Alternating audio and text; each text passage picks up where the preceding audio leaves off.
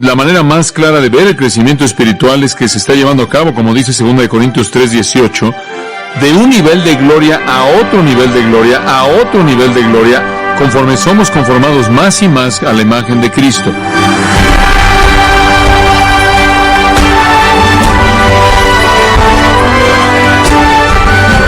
En nuestro programa de hoy, usted encontrará un mensaje acerca de un tema que ha sido evitado en algunos círculos.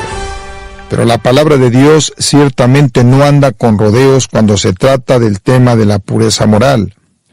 John MacArthur tratará este importante tema para su crecimiento cristiano, mientras avanza en su práctico estudio acerca de los fundamentos de la vida titulados De regreso a lo elemental, a continuación en Gracia a vosotros.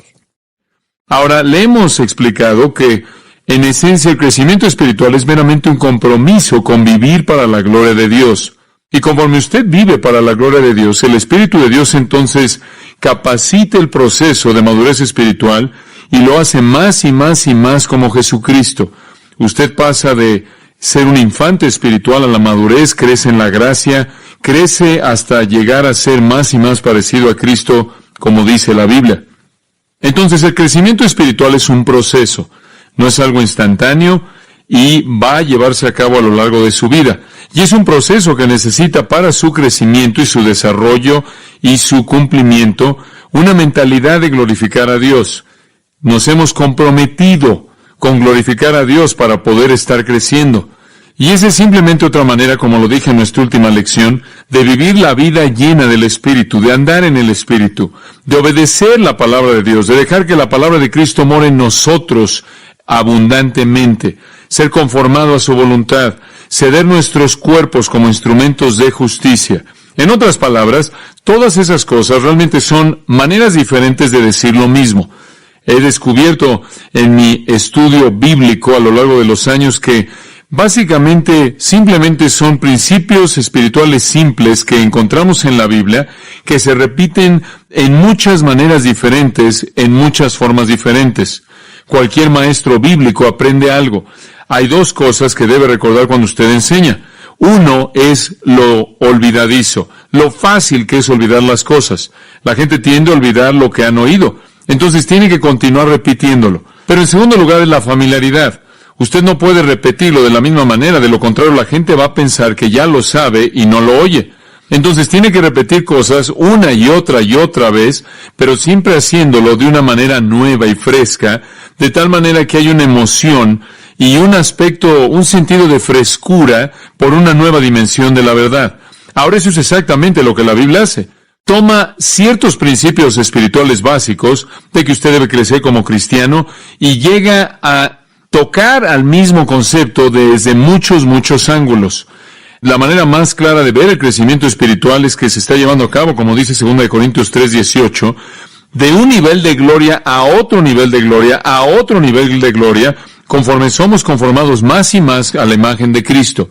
Ahora, debemos vivir para la gloria de Dios. ¿Cómo hacemos eso? Hasta ahora hemos compartido 10 maneras en las que usted debe glorificar a Dios. Permítame repasarlas brevemente. En primer lugar, glorificamos a Dios al confesar a Jesús como Señor.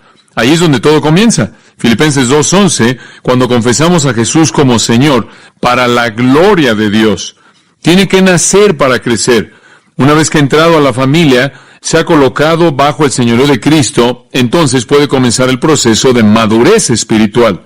En segundo lugar, le damos gloria a Dios al apuntar nuestras vidas hacia ese propósito. Usted nunca glorificará a Dios a menos de que lo apunte en esa dirección. Debe tener eso como meta.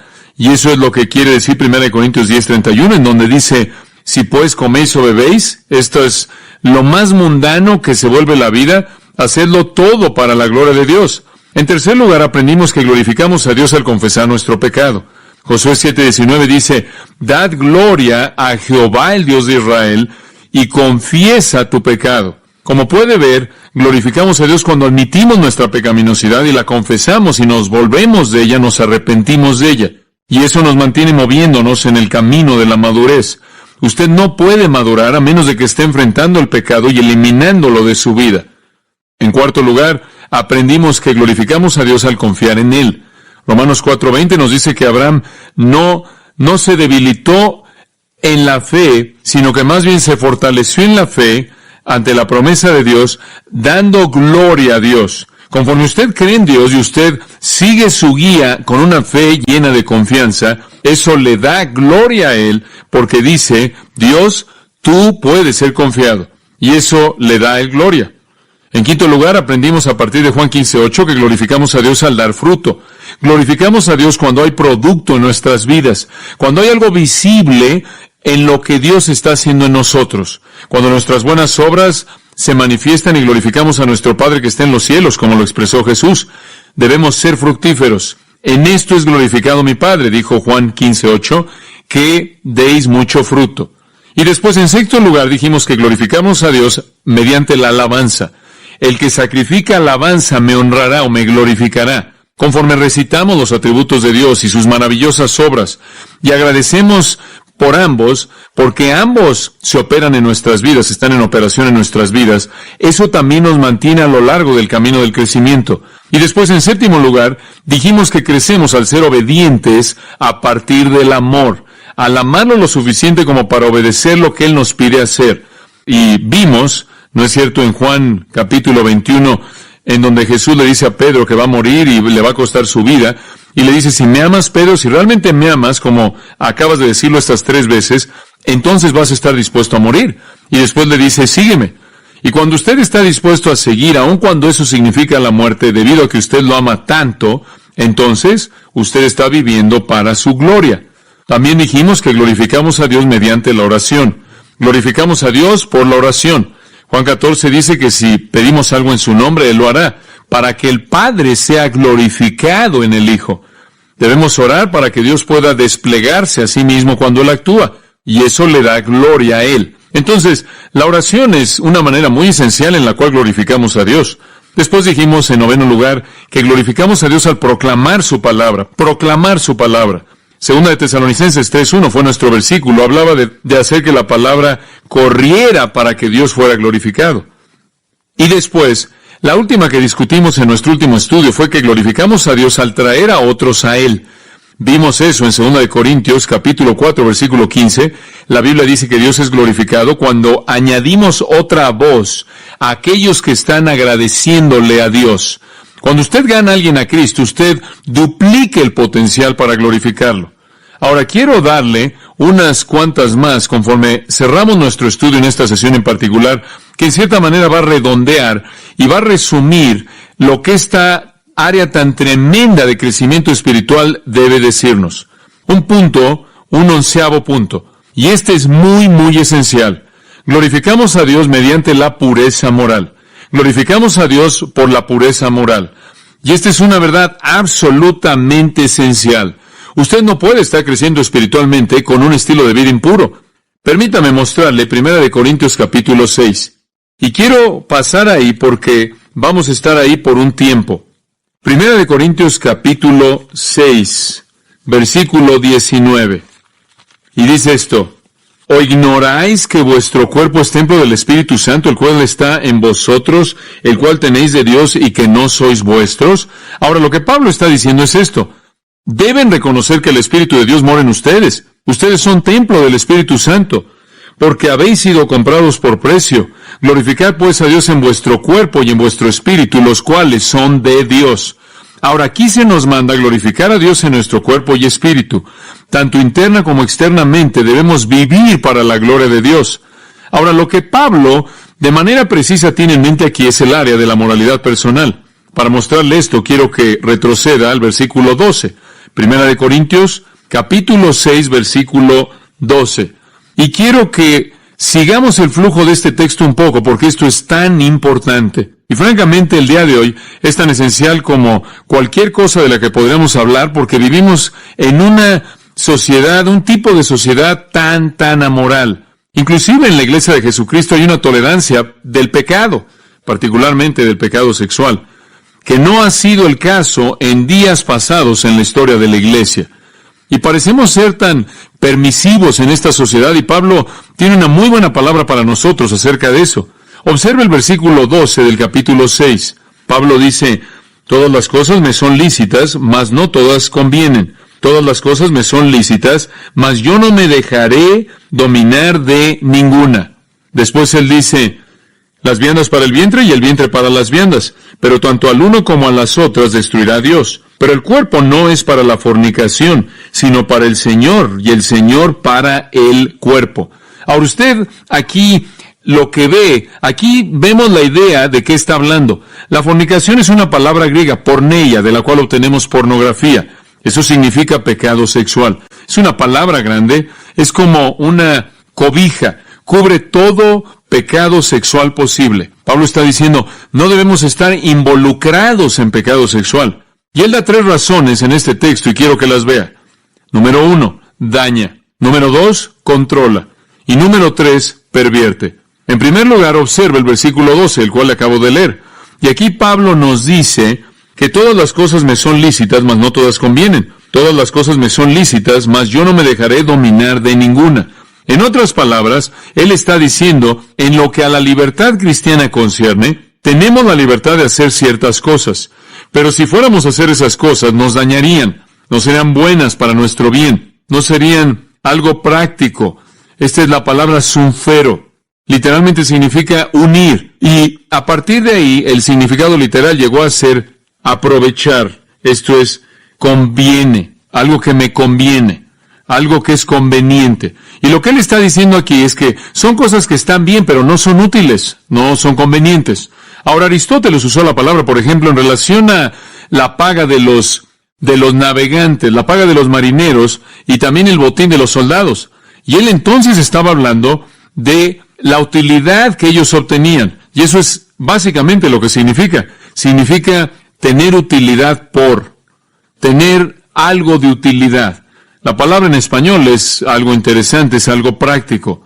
Tenemos la palabra práctica, la obtenemos de ahí. La idea es que hay ciertas cosas que yo puedo hacer, pero si las hiciera, no estaría libre, me enredaría. Hay cosas que me pueden dañar. Entonces, todas las cosas son permisibles, me son permitidas en un sentido dentro de la gracia de Dios, pero no todas las cosas nos ayudan. Algunas cosas nos enredan, algunas cosas nos estorban.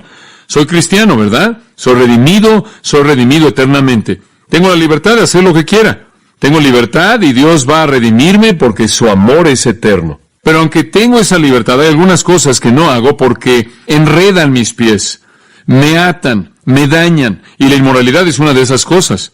La inmoralidad nunca ayuda, solo daña. Observe el versículo 18 de 1 Corintios 6. Huid de la fornicación. ¿Por qué? Bueno, porque usted está pecando al final del versículo contra su propio cuerpo. Le va a dañar, huya de ella. Usted sabe, la gente dice, bueno, tú sabes, yo puedo vivir como quiera, yo soy cristiano y estoy bajo la gracia y Dios perdona todo y me han liberado Dios. He sido liberado. Estoy libre del poder de la ley porque Cristo llevó la paga, llevó mi paga. Estoy libre del poder del pecado porque Él pagó el precio. Estoy libre del juicio eterno porque Él llevó el juicio de Dios en su propio cuerpo. Estoy libre, pero Pablo dice, sí, eso es correcto, pero usted no está libre para hacer las cosas que lo dañan. Usted sabe, el libro de Proverbios tiene mucho que decir acerca de cómo la inmoralidad nos daña. En el 5º capítulo de Proverbios, en el 6º capítulo de Proverbios, en el 7º capítulo de Proverbios y en el 9º capítulo de Proverbios, hay una lista bastante larga de cosas muy prácticas para mostrarnos que la fornicación es dañina. En 1 Corintios capítulo 10, versículo 8 dice, ni forniquemos como algunos de ellos, esto es, los israelitas fornicaron, y cayeron en un día 23,000. Pablo dice, no cometan fornicación y se encuentran en la misma situación en la que Israel estuvo cuando esos 23,000 murieron en un día. El pecado tiene un efecto devastador, particularmente el pecado de inmoralidad. Puedo pensar de regreso en el Salmo 51 me viene a la mente de David, quien había cometido el pecado de inmoralidad con Betsabé. Y en esa situación tan terrible, tan aterradora que resultó de eso, en donde el hombre Urías, el marido de ella, fue matado y David vivió con esta culpabilidad increíble. El Salmo 51 dice que él se enfermó y se debilitó y se sintió solo y estuvo triste, se sintió culpable. El daño horrible que le vino a David. De hecho, usted lo tiene en Hebreos, donde dice que honrosos en todos el matrimonio y el lecho sin mancilla, pero a los fornicarios y a los adúlteros los juzgará Dios. Hay algunas cosas que nos dañan y por eso debemos evitarlas. En segundo lugar, el pecado sexual no solo daña, sino que también controla. La segunda parte del versículo 12. Todas las cosas me son lícitas, mas yo no me dejaré dominar de ninguna. Una de las cosas que hace este pecado en particular, como cualquier otro pecado, es que hace de la gente un esclavo. Alguien me estaba contando en nuestra propia iglesia que hay una persona que ha venido a nuestra iglesia que dice que viene aquí cada domingo para el sermón y después se va y va a ver películas pornográficas en la tarde, porque simplemente parece no poder liberarse de la esclavitud de esa lascivia terrible. Es algo muy esclavizante. Entre más usted cede a ella, más lo controla. Esclavizar, dominar, es una buena traducción de la palabra griega, venir bajo el poder o dominio de algo. Y lo que él está diciendo, no voy a hacer algo que me va a esclavizar. Y eso es lo que el pecado sexual hace. Esclaviza, se vuelve una esclavitud terrible, terrible. Ahora vemos entonces, simplemente a partir del principio, que el pecado sexual tiene un efecto poderoso en nosotros, nos daña y nos controla. Pero aquí hay algo más, y es que nos pervierte. Observa el versículo 13. El pecado sexual, la maldad sexual nos pervierte. Simplemente para mostrarle esto. Hay tres propósitos distintos y diseños para nuestros cuerpos que son pervertidos por el pecado sexual. En primer lugar, nuestros cuerpos son como cristianos para el Señor. Veámoslo ahí en los versículos 13 y 14. Las viandas son los alimentos para el vientre y el vientre para las viandas, pero tanto al uno como a las otras destruirá Dios. Pero el cuerpo no es para la fornicación, sino para el Señor, y el Señor para el cuerpo. Y Dios que levantó al Señor, también a nosotros nos levantará con su poder.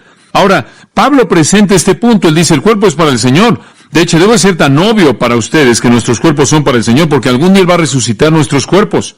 Algún día, así como Él resucitó su propio cuerpo, Él va a resucitar nuestros cuerpos para morar en la gloria. Esa es la importancia que tienen nuestros cuerpos en su plan. El cuerpo no es para la fornicación, es para el Señor. Él en cierta manera se burla de ellos, porque tenían una pequeña frase, y Él la usa al principio del versículo 13. Las viandas para el vientre y el vientre para las viandas. Por cierto, en el griego no hay verbos, simplemente son viandas, cuerpo, cuerpo, viandas, o alimentos, cuerpo, cuerpo, alimentos. Dice usted, bueno, ¿qué significa eso? Bueno, lo que están diciendo es que ese es un eslogan. El alimento para el cuerpo para la comida, para el alimento. Esa es una función natural. Y era una pequeña frase que usaban para hablar del sexo. Y lo que realmente querían decir era esto. Bueno, el sexo simplemente es como comer. Usted sabe, el cuerpo es para el alimento para la comida, el cuerpo para el sexo y el sexo para el cuerpo. Simplemente es un fenómeno natural. Simplemente es una función como cualquier otra cosa. Y eso es lo que la gente dice en la actualidad. ¿Por qué se molestan por el sexo? Digo, todos somos seres sexuales, ustedes saben. No es algo muy serio, simplemente salimos, nos expresamos, comemos, bebemos, nos acostamos, caminamos, corremos, hacemos estas cosas. ¿Por qué no tener sexo? ¿Por qué no disfrutar del sexo? Solo es biología. Pero Pablo dice, su pequeño eslogan, el alimento para el cuerpo y el cuerpo para el alimento es solo biológico, o está equivocado. Dios va a destruir el alimento y su cuerpo. Dios va a destruir el sexo y el cuerpo. El cuerpo es para Dios. El alimento es temporal. El sexo es temporal. Esa no es la razón por la que Dios lo redimió. Ese no es el plan que Dios tiene para su cuerpo. Si usted es cristiano, el plan que Dios tiene para su cuerpo no es sexo, es resurrección, es glorificación. ¿Y por qué entonces va a adulterar ese cuerpo que tiene ese propósito tan maravilloso y especial? Y eso es esencialmente lo que él está diciendo. Entonces el cuerpo en primer lugar es para el Señor. En segundo lugar es uno con Cristo. Inclusive aquí y ahora. Observe el versículo 15. ¿No sabéis que vuestros cuerpos son miembros de Cristo? ¿No saben que su cuerpo en este momento es parte del cuerpo de Cristo? ¿Quitaré pues los miembros de Cristo y los haré miembros de una ramera? Oh, no, megenoito, el negativo más fuerte en el idioma griego. Que Dios lo prohíba, no puede hacer eso. ¿Qué? ¿No sabéis que el que se une con una ramera es un cuerpo con ella? Porque dice, los dos serán una sola carne. Pero el que se une al Señor, un espíritu es con Él. ¿Saben lo que sucede aquí? Usted es uno con Cristo. Usted se involucra con una ramera y ha hecho que Cristo sea uno con esa ramera. Eso es lo que está diciendo. Usted no puede actuar así. Por cierto, ¿quiere saber quién es una ramera? Esa es cualquier persona que tiene relaciones sexuales fuera del matrimonio, aun si están más bien comprometidos. Usted prostituye el propósito de Dios para el sexo. Eso es todo lo que significa. Entonces, nuestros miembros son miembros de Cristo. Nuestros cuerpos son parte de su cuerpo y somos uno con Él, y no podemos arrastrarlo y llevarlo a una relación vil sin afectar el propósito que Él tiene en mente. Y esa es la razón por la que en el versículo 18 Él dice, huid de la fornicación. Todo pecado que el hombre comete está fuera del cuerpo, pero el que comete fornicación, el que fornica contra su propio cuerpo, peca. Cualquier otro pecado viene desde afuera, pero este pecado emana desde adentro y revela una corrupción internamente. Entonces Pablo realmente está pegándole fuerte, dándole fuerte esto. Él dice, no pueden cometer este pecado porque son uno con Cristo, no pueden cometer este pecado porque Dios tiene otro propósito para su cuerpo. Y después, en tercer lugar, él dice, no pueden hacer esto porque su cuerpo es el templo del Espíritu Santo. Versículo 19, ¿o ignoráis que vuestro cuerpo es templo del Espíritu Santo, el cual tenéis de Dios y que no sois vuestros, porque habéis sido comprados por precio? Entonces, como puede ver, debido a que el Espíritu mora en nosotros, debido a que somos uno con Cristo, y debido a que Dios ha planeado una glorificación de nuestros cuerpos, no tenemos absolutamente nada que ver en involucrarnos en esto. Por tanto, versículo 20, y esta es la clave para nuestro estudio, glorificar pues a Dios en vuestro cuerpo y en vuestro espíritu. Interna y externamente no lo hagan y ni siquiera quieran hacerlo. Eso glorifica a Dios. Usted sabe, de vez en cuando conozco a gente que están involucrados en una relación ilícita moralmente y tienen las agallas de decir, bueno, el Señor nos ha unido. Y algunas veces usted conoce a parejas jóvenes que están involucradas en sexo premarital y piensan que el Señor tiene su bendición en su relación. No es verdad. Inclusive hay personas en una relación matrimonial que pueden estar casados con un incrédulo y encontraron un cristiano y están teniendo una relación y tratan de decir que el Señor está en esa relación. Escuche, ese no es el caso en absoluto. Usted no está glorificando a Dios. Y le voy a decir algo. Si usted o yo o alguien más está viviendo en un estado de inmoralidad, no hay manera alguna en la que podamos glorificar a Dios. No hay manera alguna en la que estemos creciendo espiritualmente. No hay manera en la que podamos crecer espiritualmente. Crecemos en pureza, no en impureza. Entonces, conforme glorificamos a Dios en nuestros cuerpos, crecemos en su gracia. Entonces, ¿qué estamos diciendo en nuestro 11º punto? El crecimiento espiritual involucra glorificar a Dios mediante la pureza en nuestras vidas. Permítame darle un 12º. Y quizás tenemos tiempo solo para un último al final. Glorificamos a Dios por la unidad. Y esto es muy importante. Glorificamos a Dios mediante la unidad. Aquí tenemos otro elemento muy importante en el crecimiento espiritual. Esta es otra clave, y es esta. Crecemos, ahora mucha atención aquí, subraya esto, crecemos más rápido cuando no tenemos que crecer solos, cuando somos estimulados. Como dice en Hebreos, cuando nos estimulamos unos a otros al amor y a las buenas obras. Tenemos en el cuerpo de Cristo dones espirituales, ¿correcto? Para ministrar a otros, para que ellos nos ministren a nosotros, para estimular el crecimiento. Ahora, permítame mostrarle esto en Romanos, capítulo 15. Dios es glorificado en la unidad de los santos. En Romanos 15, versículo 5. Pero el Dios de la paciencia y de la consolación nos dé entre vosotros un mismo sentir según Cristo Jesús. En otras palabras, quiero que se lleven unos con otros. Quiero que sientan lo mismo uno hacia otro. Quiero que tengan el mismo sentir, la misma manera de pensar en el cuerpo de Cristo, una unidad maravillosa. Versículo 6. ¿Para qué? Y ahí está esa cláusula de propósito de nuevo. Para que unánimes, esto es para que piensen igual, a una voz, para que hablen igual. Glorifiquéis al Dios y Padre de nuestro Señor Jesucristo.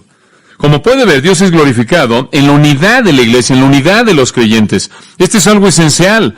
Glorificamos a Dios en nuestra unidad. Una gran verdad. Dios no espera que luchemos a lo largo del camino de la madurez espiritual solos, pero Él espera que nos movamos junto con otros, en la compañía unos de otros. Así es como glorificamos a Dios. Por tanto, dice en el versículo 7, recibíos los unos a los otros. Después de todo, Cristo nos recibió. ¿No es cierto? ¿Y somos mejores que Él? ¿Tenemos un estándar más alto para nuestro grupo que el de Él? ¿Por qué? Para gloria de Dios. Ahora esto es muy importante. Debemos estar interactuando. Nadie crece en un vacío. nos necesitamos de manera desesperada los unos a los otros. Crecemos por la unidad. ¿Sabe usted por qué? Por ejemplo, una ilustración. En mi vida he encontrado que entre más cercano estoy al círculo de personas que me rodean, más fácil es para mí vivir una vida justa. ¿Sabe por qué? Porque el círculo me hace responsable, ¿no es cierto? Cuando tengo un círculo de amigos piadosos que yo amo, que están cercanos a mí, me hacen rendir cuentas, mantienen mi vida en su perspectiva. Y si algo no está bien, ellos lo señalan y eso me forza a alinearme. Estoy tan contento porque Dios me ha dado una familia. Estoy tan contento porque Dios me ha dado hijos y una esposa que tienen expectativas espirituales elevadas, y esa familia me forza a caminar por el camino justo. Y si me desvío de uno u otro, a veces los 5, entran ahí para informarme que me desalineé. Y eso es muy útil.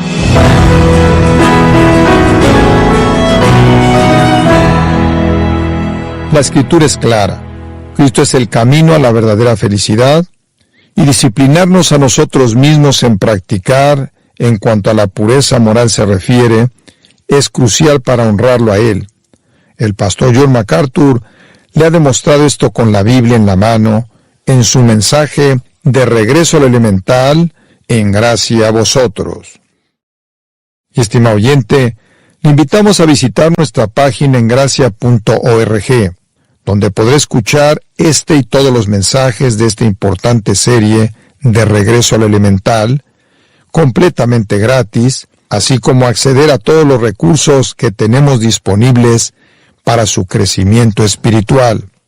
Y estimado oyente, recuerde que tenemos disponible el libro A Solas con Dios, un estudio acerca de la oración de Jesús, que puede ayudarle a profundizar en su entendimiento de esta importante disciplina, mientras le ayude a mejorar su vida de oración. Puede adquirirlo en nuestra página en gracia.org. A Solas con Dios, escrito por el pastor John MacArthur.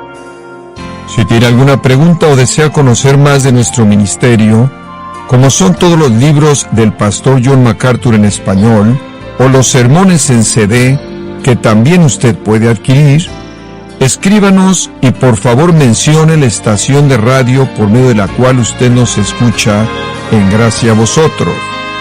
Es importante conocer no solo el país y ciudad de donde usted nos escucha, sino también la radio. Para quienes contactan nuestro ministerio por primera vez, pueden solicitar una copia del mensaje de promoción sin costo alguno, un mensaje por oyente únicamente. Si usted vive en España, escríbanos a Gracia a Vosotros, apartado de correo 40, código postal 41806, Umbrete, Sevilla, España.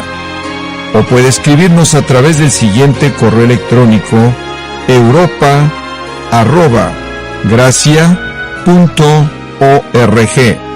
En nombre del pastor John MacArthur, nuestra coordinadora de estaciones, Marilina Carulli, y del personal, le damos las gracias, invitándole para que nos acompañe en la próxima edición, para continuar desatando la verdad de Dios un versículo a la vez, aquí en Gracia a Vosotros.